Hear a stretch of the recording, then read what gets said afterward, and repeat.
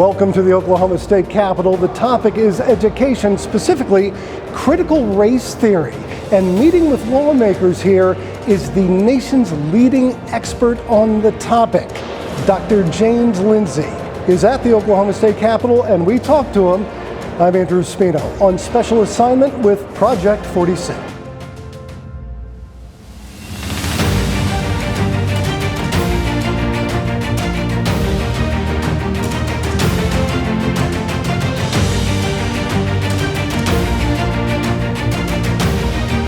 Well, if you're familiar with critical race theory, you are certainly familiar with our next guest, Dr. James Lindsay.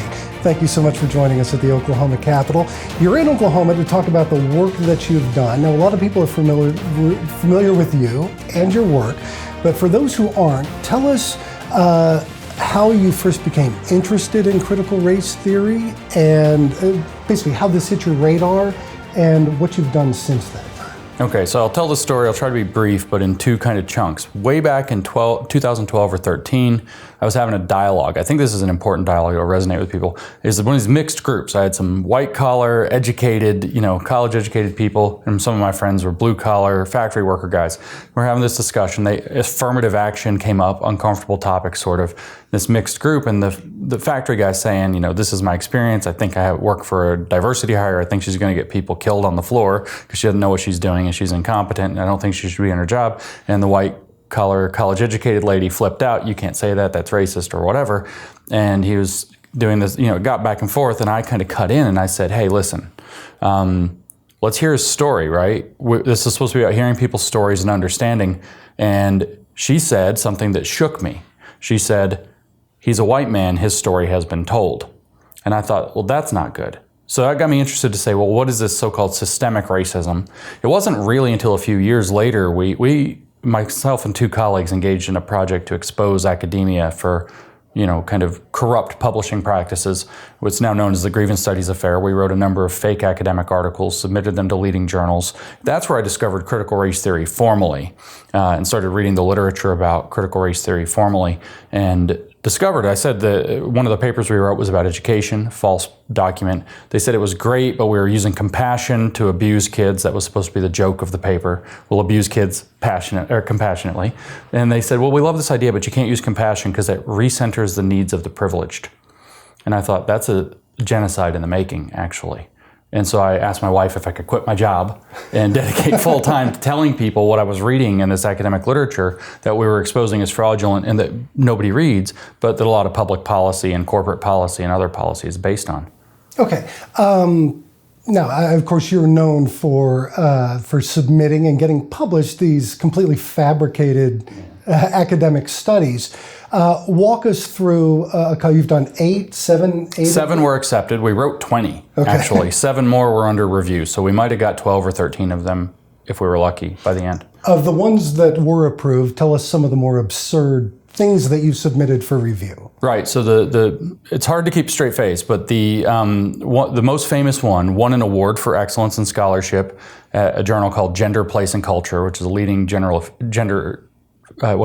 feminist geography journal. The G word was getting me. And that paper said that we have this problem of rape culture in society, and we can learn more about rape culture if we observe dogs raping each other at the park. And then to see how people react to dog rape, if it's straight or gay and other things. Then do men cheer it on? Do women, get appalled? What happens? And then we said that if we just use dog training techniques, then we can cure rape culture by training men the way that we train dogs.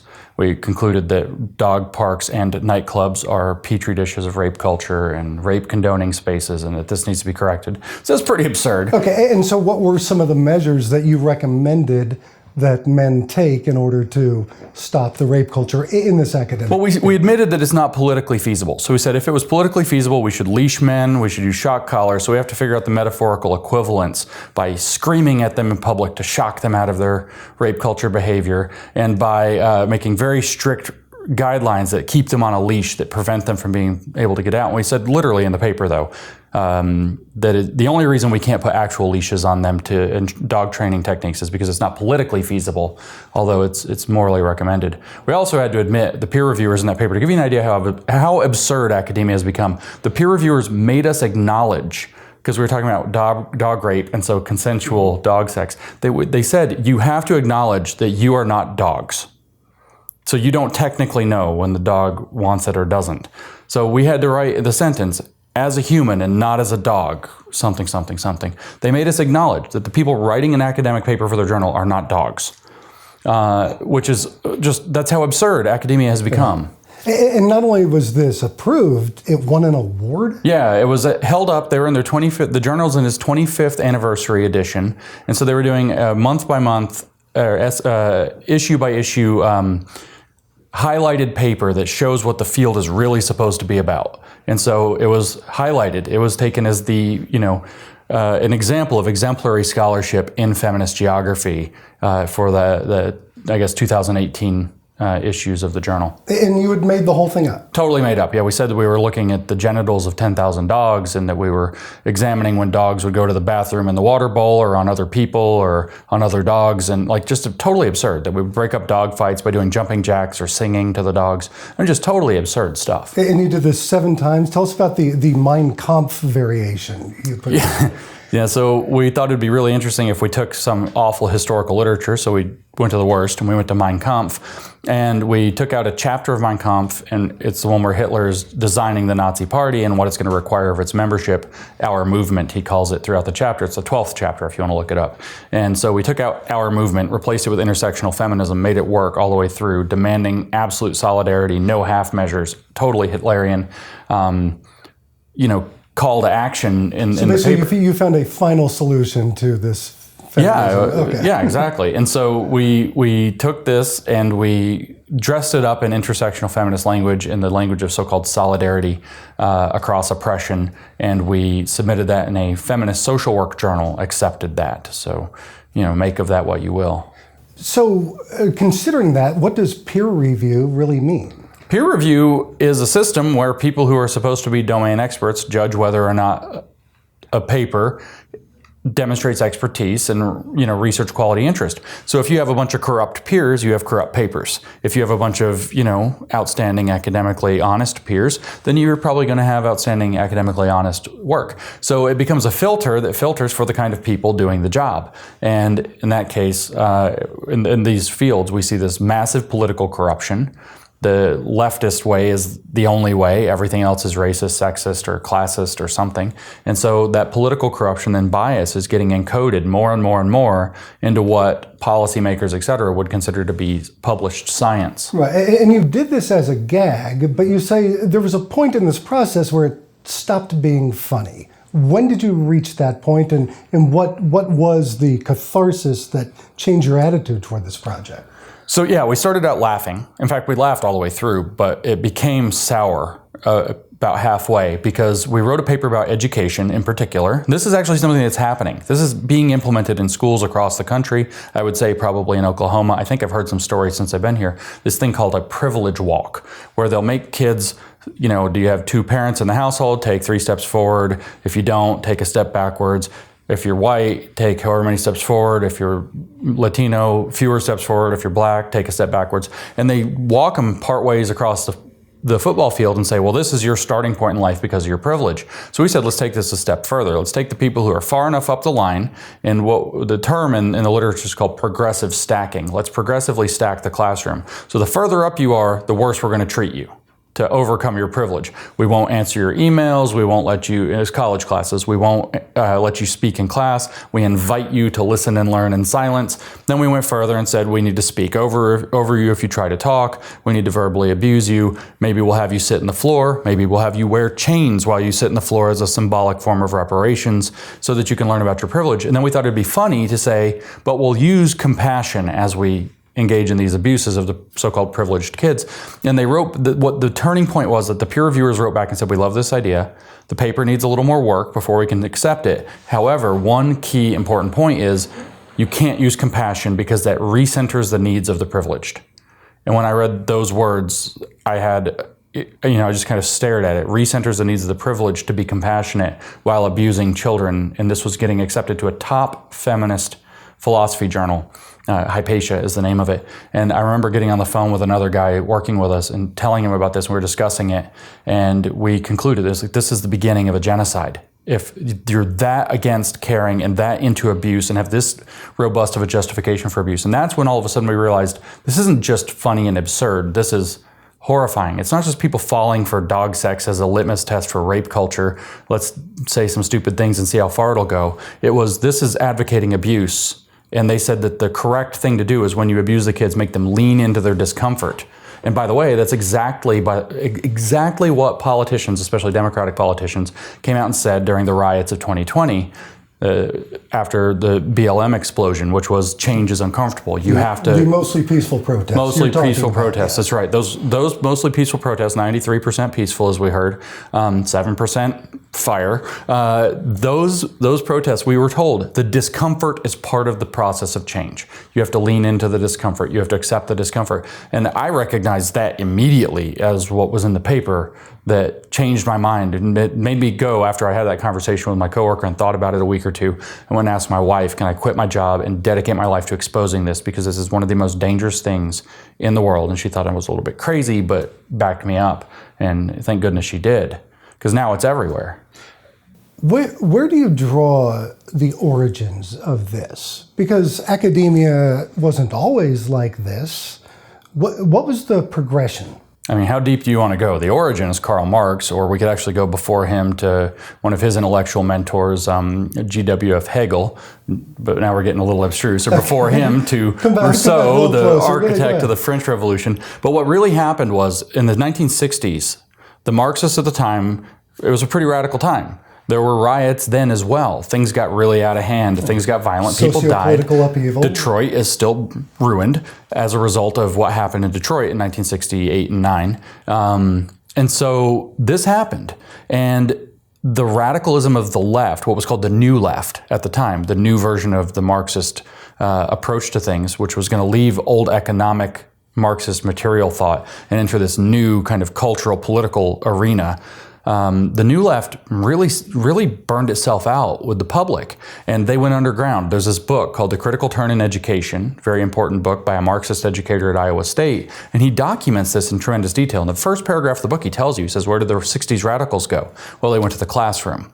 And the New Left evolved into the academic left. And so we moved all that radicalism, all those people like Angela Davis and all of these, violent radicals, the Weather Underground, all became either College of Education professors or activists or K through 12 activists. So it moved into education following actually a Marxist plot from the 1920s that if you take over education, you can take over the cultural institutions of a society and rot it from within. And is one of the goals to drive a wedge or break the parent-child bond relationship? Absolutely. So the guy I just mentioned from the 1920s, his name is Antonio Gramsci. He's an Italian communist. And he wrote a book in prison that's now called The Prison Notebook, 3,000 pages of some of the most in-depth Marxist theory ever written. And in there he says that the culture of the West repels communism, so you have to get inside the culture of the West. And he said there's 5 key pillars of culture that hold it up. And those are religion, family, education, media, and law. And you have to get into those. We would add medicine today for sure, but he didn't at the time. And so you have to get inside of those and change them from within. And so there were a number of projects being experimented with in the 1920s. How do you break the family apart being the hardest? Of course, Marx said that family was a capitalist bourgeois construct. And so Marxists have always wanted to tear it apart. The state is your family. Yes, but exactly. The state is your family. Your parents are not your family. That's just capitalism reproducing itself, or racism reproducing itself, or heteronormativity reproducing itself. And so one of Gramsci's colleagues is George Lukács, a Hungarian Marxist that took part in the revolution and was made Deputy Commissar of Education in the short-lived Soviet-Hungarian regime in 1919. And his plan to break apart the family was to introduce a comprehensive sexual education of children, to sexualize children through the public schools. Exactly like what we see today with books like Genderqueer and so on that parents are fighting about. He said that if you can sexualize the children, what they're going to do is they're going to go home and they're going to do 3 things. First of all, actually I should add a 4th thing. They're going to be destabilized. They are not going to grow up with a healthy, ordered psychology. So they're going to be easily manipulable, and they're going to be able to be turned into radicals who are very angry at society. But they're going to go home, and their parents are going to say, what is this? This is not appropriate. This is perversion. And they'll say, you don't understand me. And they'll say, but our culture doesn't do this. And they'll say, our culture needs to go. And they'll say, this is against the Bible. And they'll say, the Bible is trash. And so you can tear the child, the one generation apart from the previous generation and all the previous generations, by sexualizing children. And so you see the deliberate attempt in schools to sexualize children, and the communists have been experimenting with how to make this work since the 1920s. This isn't new. And this whole progression, everybody that I've mentioned, we could tie back into these exact same things. This has been a plot for 100 years to tear apart society, and they finally found out how to do it. I had no idea this was happening in higher ed until my oldest son went to college and I saw it. I think like a lot of Oklahomans, I assumed that the institutions like OU, OSU, UCO, that we pay for with our tax dollars, were imparting upon the students the values of the people who made it possible. That could not be further from the truth. That's correct. My question is, when this culture is so entrenched in academia, and you have an entire generation of college students having been indoctrinated into this and now teaching in, common ed classrooms, what's the solution? How do you break that cycle? How do you weed these elements out? I mean, there's different parts to the question. In fact, there are two major components. One of the major components is that you have to deal with the actual policy level or structural level or institutional level. So you've got to take bold action at the part where we're in the Capitol. So people that work here in the Capitol need to take bold action to try to protect future students and current students from the implementation of this. They need to defund the diversity, equity, and inclusion initiatives in which this is all tucked. They need to look very closely into what social and emotional learning is, particularly the newest model, which is called transformative social emotional learning. Which is actually, if you read the papers about it, it's directly saying use social emotional learning techniques that worked in the past, were very successful to induce Marxist consciousness in the children. And that's the trans-SEL element. Trans-SEL, that's right. And so that needs to be surgically removed. I, in fact, believe that, now this is a bold statement, but I truly believe it, the people who are bringing this trans-SEL in on purpose, not teachers forced to do it as part of their job, belong in prison. It is intentional strategic child abuse. What makes you say that? Because I've seen some of what they do. For example, in North Carolina, I saw an actual example from a 7th grade 12-year-old's classroom, and it was having these kids fill out these surveys, young girls. What are the changes taking place in your body right now? How are your breasts developing? What is it like when your pubic hair grows in? Do you feel like people are staring at you and looking at your body in different ways? How does that make you feel? And then they have to do this, reading these things out loud in class. The goal is to induce a vulnerability, and then at the other end of it... I want to make sure I understand you correctly. What you're saying is 12-year-olds, 7th grade, girls had to write about the natural changes that happen at that age. Puberty, yeah. And announce it to the class? I don't know if the girls themselves had to announce it or if the teachers read it in a semi-anonymized format, but yeah, this became a topic of group discussion in the class. And then they're going to try to engage with the social and emotional impacts with the different students in the classroom and how that creates dynamics and what is this like. And so it opens the door for grooming. And they're going to tell them what the right answers to those questions are. They do the same thing, that they'll bring up sexual topics. Parents talk to me about this all the time, all around the country. They'll bring up sexual topics, and then all of a sudden, mommy, what does non-binary mean? Or what is masturbation? And so it's the exact same kind of program. They're using this to say that with social and emotional learning, what we're going to do is we're going to teach children how to engage the social and emotional environment that they live in. But what they're actually doing is they're practicing, and this is why people belong in prison besides the specifics, they're practicing psychology without a psychologist's license in an unregulated environment to groups of children. Something that used to be done one-on-one with a licensed counselor to a troubled child to get their academic performance up, to get them to manage their emotions and so on, has been transformed from a personal responsibility model, which is what it was originally, whereas one-on-one with a counselor, to group therapy sessions by unqualified, unlicensed, non-professionals, teachers, in group settings in an uncontrolled environment where you don't know exactly what psychological manipulations you're doing on children, and then giving them the right answers to these social and emotional questions. And so is the sexualization of children an end within itself, or is it just a method to achieve a higher end for them? I think it's mostly kind of both. There's kind of a handshake agreement. The Marxists have always sought sexual liberation as well, and that's probably a great deal of what motivates them in their behavior. We could look, for example, at the sexual liberation movement of the 1950s and 60s, which was led largely by the New Left godfather named Herbert Marcuse, outspoken Marxist intellectual of the time, actually the most influential one of the era. We could look at the postmodern Marxist philosophers that wrote in the 1970s and 80s.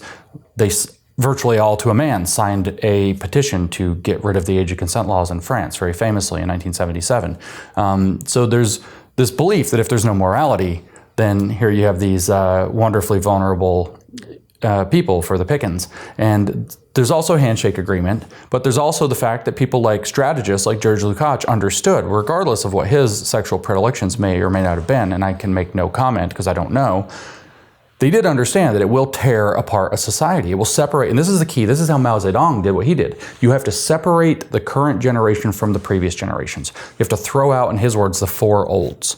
And so there are strategic goals, and then there are people who will gravitate to this because it gives them the advantages that they hope for or long for or wish for whatever set of reasons that are probably bad.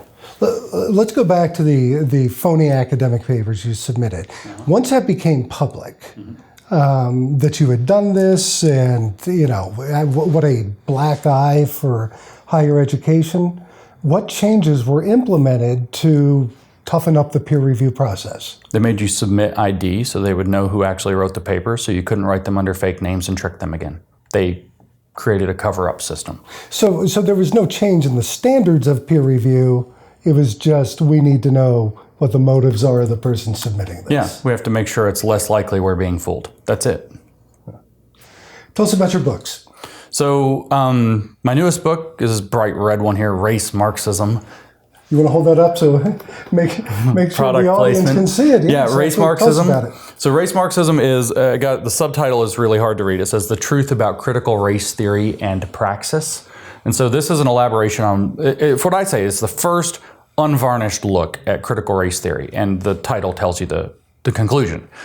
Critical race theory is a reinvention of Marxism using race in place of economic class. And this is a sustained argument to first explain what critical race theory is so we can make the argument, and then to explain how it comes not just out of neo-Marxist roots, but is actually a reinvention of Marxism. And then it ends with what we were talking about a moment ago. What can we do about it? Institutional programs. And the other part I didn't mention was cultural renewal. We've got to reach to these kids, and they know that this isn't satisfying. They know that this is tumultuous. We have to give them a better answer.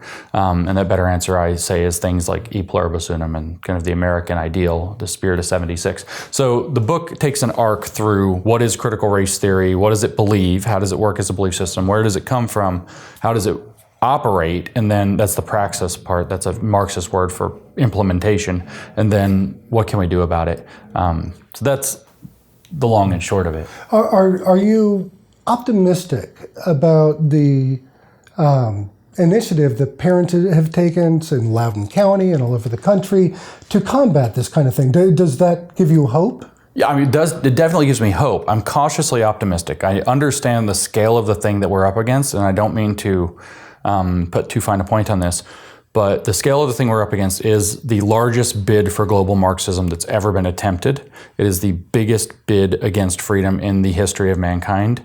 And so the thing that we're up against is a gigantic monster. However, I do have hope because I know that the broader plans require the United States and the United Kingdom and some of the other so-called Five Eyes countries to go along. And I know that it requires undermining the United States Constitution and preventing sovereignty of the United States, and a parents' movement in the United States, therefore, that can repel a cultural revolution within its borders and can renew our commitment to the Constitution becomes a massive stumbling block for the broader bid for global hegemony. And so I am cautiously optimistic, and I do think that the actual source of what will rescue America and the world from this evil takeover attempt is largely parents. I mean, there's other domains. There's a corporate domain and other domains as well that parents aren't the front line there. But historically, I talked to a political scientist a couple of years ago after the riots broke out in the BLM riots, and he told me there's basically two ways to stop a cultural revolution. A dictator takes over and starts killing the people putting it in place. That's not America. Or parents rise up and realize the risk to their children and the future generations of children in this society, and they say, no, not enough, not happening. Parents have a will to fight that is unmatched by anything else on the planet. And so parents are the people who are going to save this country. At least they're going to stop what's happening in education and stretching out beyond once they understand the problem and they understand how much risk their kids are truly at. You're in Oklahoma at the Capitol today to talk with lawmakers. Is there a policy solution to this problem? There are policy solutions that are steps in the right direction, but ultimately we are going to have to reawaken the idea of America within American citizens to fight this back in the long term. The Marxists are extremely good at co-opting anything. You put a policy, it's very effective for a little while, and then they figure out a way to co-opt it and turn it around to their advantage, and this is what they're best at. So policy solutions, though, we need a surgical takedown of SEL, especially the trans SEL. We have to very carefully get into that, get it right, and protect people from those abuses and manipulations. No practicing psychology without a license. Children in groups would be a great start, a simple thing. We need a removal of DEI programs from any institution we can. DEI is embedded, this gets another whole rabbit hole we don't have to go into a larger program of so-called ESG, environmental, social, and governance scores that the banks and the investment capital and all the corporations and institutions are using. DEI, or diversity, equity, inclusion, is inside that S, social score. The social justice is what that is about. And so ESG, how that's being implemented at the level of corporations and banks, being able to remove people from their banking or freeze their account or limit their access to their pensions or refuse to carry somebody or a company with investment capital, that has to be looked at legislatively. So there are some. Basically being kicked out of the marketplace. Yeah, exactly. Which is old hat to Christians, but new to America. So there are some policy level things that can start happening. Protecting citizens so that the ESG score can never become an individual social credit score that affects their ability to participate in society would be great. Trying to start reckoning, and I know Oklahoma's just at the level of a state, but start to reckon with what do property rights look like when your property, say, is a Tesla, which can be turned off in principle remotely. Yeah, I guess so. Right? Technically, Elon Musk has been asked to do this, is pressured to do this, and has said no so far, but he's been asked to enable a kill switch. So your Tesla, if you're driving somewhere they don't want you to drive, they can push a button and your Tesla pulls over to the side of the road and shuts itself off and won't turn back on until they switch it over. That's not you choosing whether or not your car goes, that's somebody else. This changes the nature of property rights and protections, and so legislatively is where that's going to have to start being thought through very quickly. And freedom of assembly, of course. If you're able to do that with the truckers' convoy, I imagine Trudeau would have done it, and who knows if Biden would. Right. I mean, on very simple things are, prohibiting the segregation of students on college campuses in the name of desegregation or anything else is great. These kinds of movements or these kinds of legislative actions are very important to protect students. Ultimately, what it comes down to, though, is the people that are abusing these powers that they've been trusted with are going to have to lose their positions of power. So it may require, smart choices for the Board of Regents of OU. I know there's a couple of positions open right now. Smart choices for, board positions there so that either the president can be pressured into doing the right thing or replaced and the entire architecture can be rethought. How about tenure? Well, tenure serves an important purpose, but we might need to think about how absolute it is. You always have to think when you start fooling with these things, how would my worst enemy use it? That's the kind of fundamental question of liberty is if we give the government power to do something, what's my worst enemy going to do it when they get the chance? And obviously we wouldn't want to erode tenure protections under a Marxist regime in the university. They'll just purge everybody they don't want. So tenure is actually, it's got two edges to it. But considering what constitutes a sufficient violation of your tenure might actually be worth looking into as well. Okay. I try to discourage people from going to Amazon because I don't want conservatives to give money to people who hate them. Yeah. So how can people get your book? Do you have a website? I do have a website, but I have bad news for you, unfortunately. We independently published the book through my company, New Discourses, and so we used, because it turns out to be the best one and that's available publicly, the Amazon publishing platform. So you can go to the website. So make an Amazon exception to get Race Marxism by James Lindsay. And if you need a website, we actually bought the domain racemarxism.com. We'll take you right to it.